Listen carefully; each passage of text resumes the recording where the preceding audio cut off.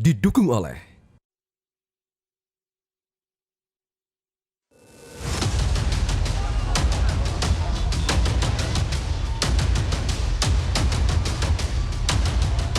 yang jelas kita ingin membangun Indonesia dengan lebih cepat, ya, dan kita ingin apa yang sudah dilakukan oleh pemerintahan hari ini, baik kita teruskan.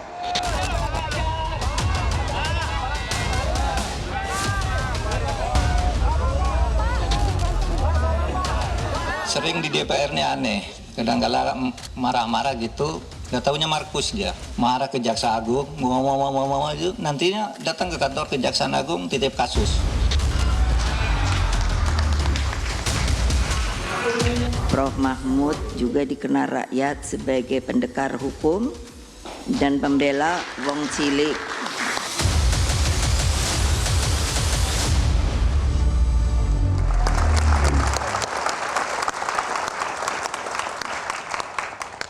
Baik, pemirsa, kembali lagi di Kick Kontroversi. Tadi terjeda ketika Bang Andi memberikan pertanyaan soal potensi pemilih yang akan bermigrasi, ya. Bagaimana jawabannya, Mas Kalau Ganjar? dua putaran. Kalau dua putaran.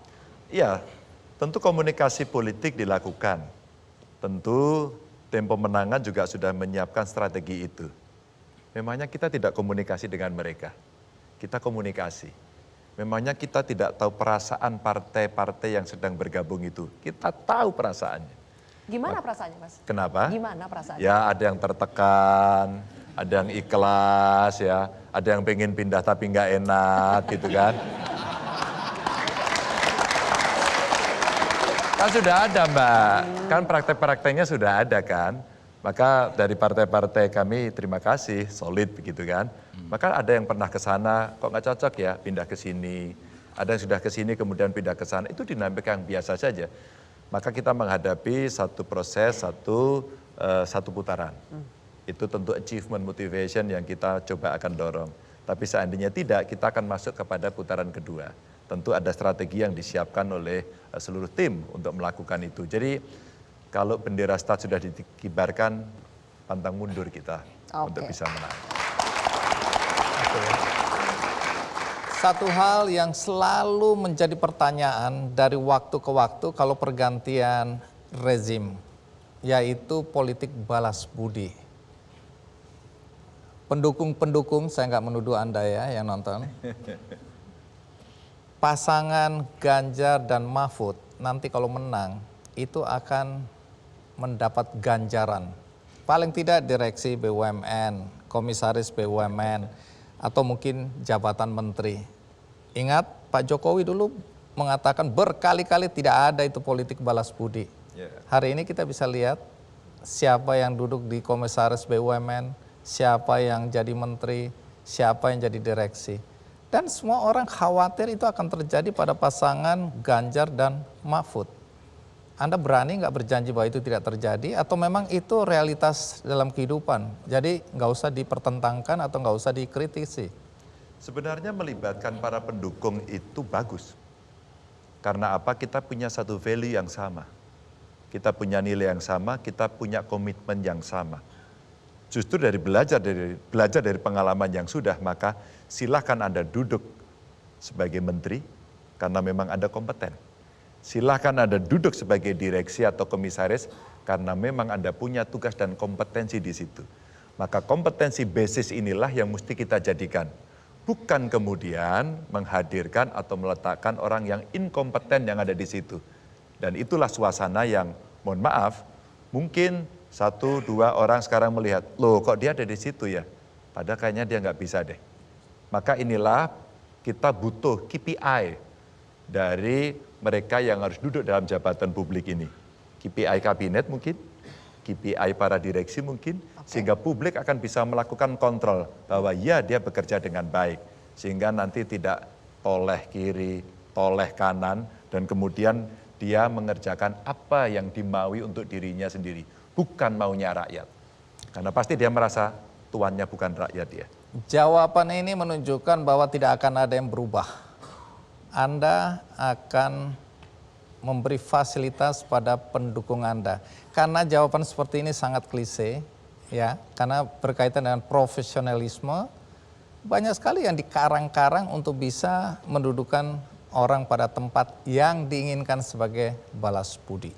Saya bukan utopis, tapi saya pernah melakukan dan kami pernah mengerjakan itu. Kalau basisnya kompetensi, maka pendukung saya, para profesional yang hebat-hebat itu tidak bisa dinafikan. Sekarang, pada saat kami Ganjar Mahfud dideklarasikan, Pak Mahfud tadi bilang banyak yang tidur, sekarang mereka bangun. Mereka profesional, punya kompetensi bagus dan mau bergabung. Kami mendapatkan sumber daya yang bagus. Dan itu bukan klise, Bung.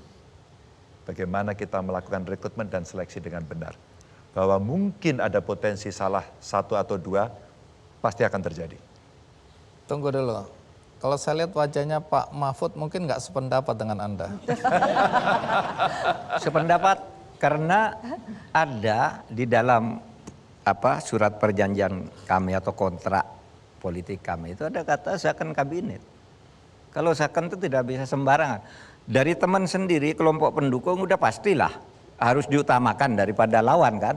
Misalnya kalau iya kan. Ini gini. Kalau kami menang, tentu yang diutamakan kan dari P3, Hanura. Ini tetapi ada second di situ, tidak sembarang P3, tidak sembarang Hanura, tidak sembarang Perindo, tapi yang ahli. Kami perlu tenaga apa? Ini Perindo nyediakannya ini, yang ahli jangan sembarang orang. Nah itu kata kunci second kabinet yang tadi ditekankan oleh Bu Mega di dalam ketika mengarahkan kami besok kalau di pemerintah harus second kabinet. Sylvia, saya agak terganggu ini. Anda berkali-kali mengatakan menurut Bu Mega, kata Bu Mega. Iya. Anda udah jadi petugas partai tampaknya. Saya kontrak perjanjian dengan partai. Memangnya kalau petugas partai kenapa? Kalau petugas partai untuk melaksanakan perintah konstitusi sesuai dengan yang dimuat di ADART partai, kenapa memangnya? Orang menjadi petugas partai untuk konstitusi. Iya kan? Partai itu kan isinya untuk melaksanakan konstitusi, untuk melaksanakan ideologi. Kalau partai menugaskan seseorang, kamu laksanakan nih tugas partai untuk konstitusi, Undang-Undang Dasar 45 dan Pancasila. Memangnya kenapa? Baik, silakan minum dulu, Anda emosional.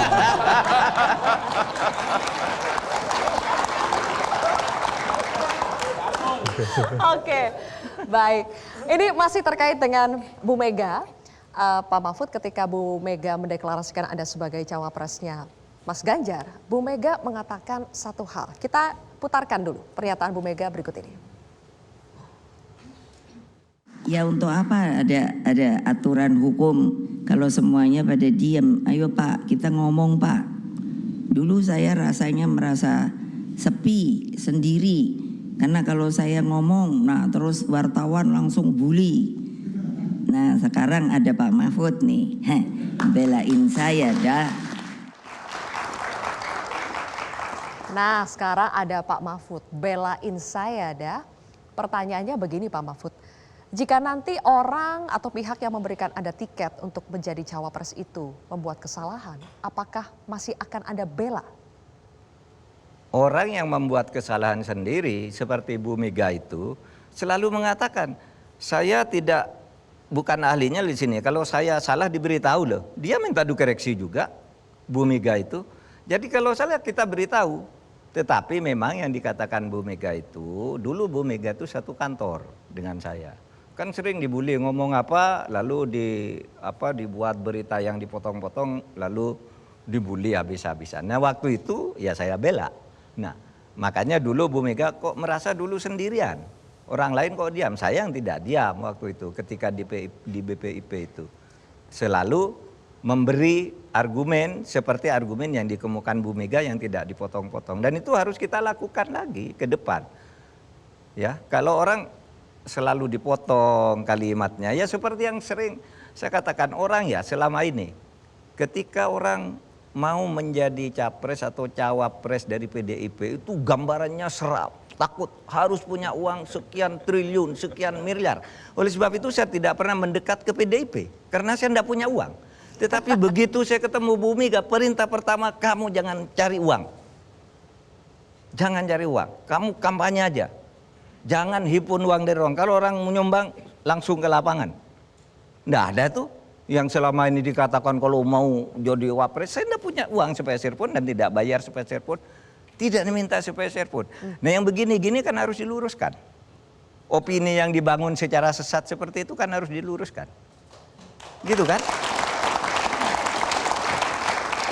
Oke, artinya Pak Mahfud mengatakan bahwa ya kalau ada kesalahan koreksi begitu ya?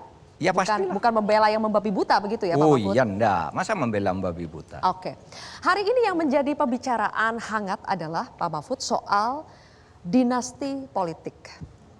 Dulu Pak Jokowi berjanji tidak akan mengulangi apa yang dilakukan oleh rezim Orde Baru. Tapi hari ini kita lihat bagaimana putra-putra Pak Jokowi yang satu menjadi bacawa pres. Padahal banyak yang mengatakan ya, padahal baru 2 tahun menjadi wali kota. Yang satu baru 2 hari sudah menjadi ketua umum, gitu kan. Bagaimana pasangan Ganjar Mahfud ini memastikan diri tidak akan menjadi seperti itu, Pak Mahfud? Iya, bagaimana memastikannya di tekad saya aja. Pertama track record saya. Track record saya memang saya enggak suka dinasti, mengutamakan family apa dan sebagainya enggak pernah saya lakukan sampai selama ini. Bahkan dulu ketika saya jadi ketua MK yang pertama saya panggil sekjen namanya Pak Janit. Pak Janit, ketua MK di sini saya. Anda kalau dipanggil istri saya jangan datang. Harus dengan izin saya. Anda mau memberi fasilitas apa kepada istri saya, kepada anak saya anggap melanggar hukum. Tapi tetap saja orang harus diberi peluang karena apa? Setiap orang kan punya peluang untuk maju. Apakah itu anak saudara, silakan asal maju sendiri aja, tidak memanfaatkan kedudukan kita sebagai pejabat. Anak Anda berapa? Anak saya 3. Umur? Yang sekarang umur 39, yang tertua ada di sini tuh, ikut. Pekerjaan? Dia sekarang dosen PNS, ASN dan sedang menempuh program S3 untuk sport medicine. Ini saya hanya ngetes saja apakah Anda masih ingat pada anak-anak Anda. Oke. Tunggu Mas Ganjar, jangan ketawa dulu. Karena ini pertanyaan berikutnya sama untuk Anda, soal dinasti. Oke. Mas mau mendengarkan video anak saya nggak? Dia habis di podcast oleh Grace Tahir. Mau dengerin nggak? Saya nonton. Tapi kalau Anda mau putar supaya kita semua punya Iyalah, saya pemahaman kebetulan yang sama. habis merekam biar semuanya nonton. Ini ada pertanyaan menarik. Saya buat kamu jadi saya punya menteri. Nanti saya bikin caranya gimana lah. Kamu jadi menteri. Kamu nggak tertarik? Ya, kalau jadi menteri mah ekstrim banget, Mbak Grace. Hah? Yang lain dia contohnya kalau jadi menteri ekstrim banget. Oke, bisa jadi apa lah? Jadi patil apa gimana gitu. apapun itu juga. Bisa atur lah. Pokoknya umurnya diturunkan lah, kualifikasi apa segala macam. Kamu nggak tergiur. Kalau tergiur, Mbak, enggak.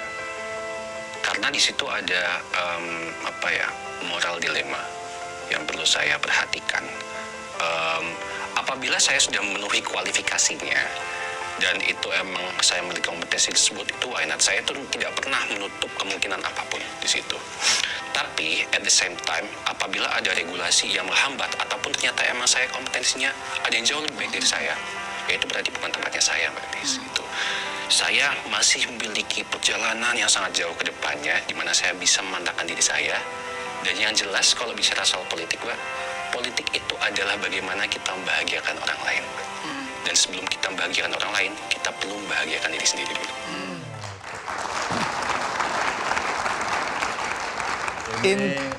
Intinya apa?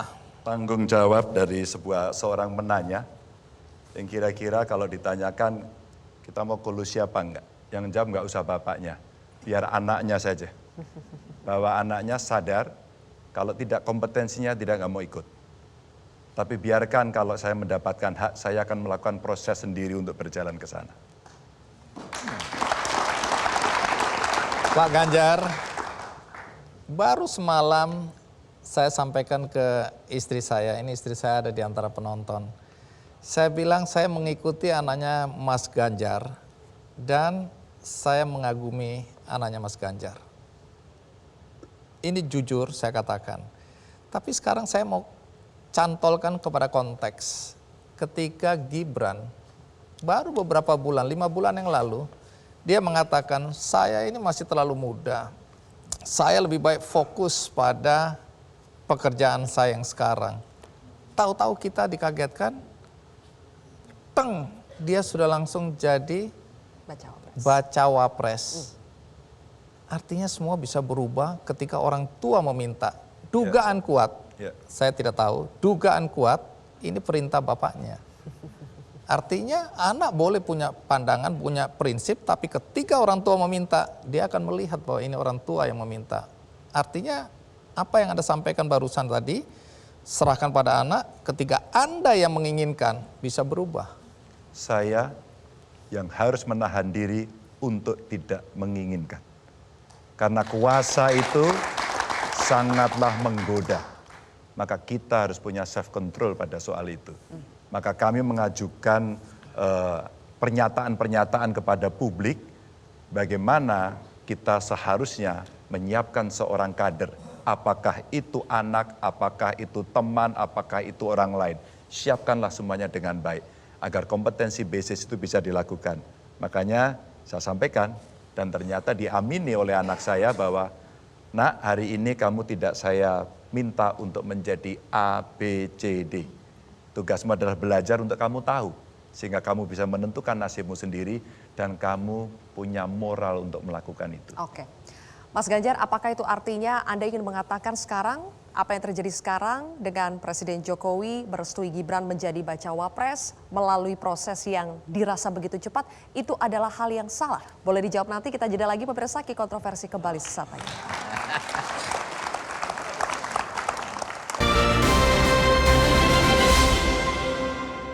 Jelajahi cara baru mendapatkan informasi. Download Metro TV Extend sekarang.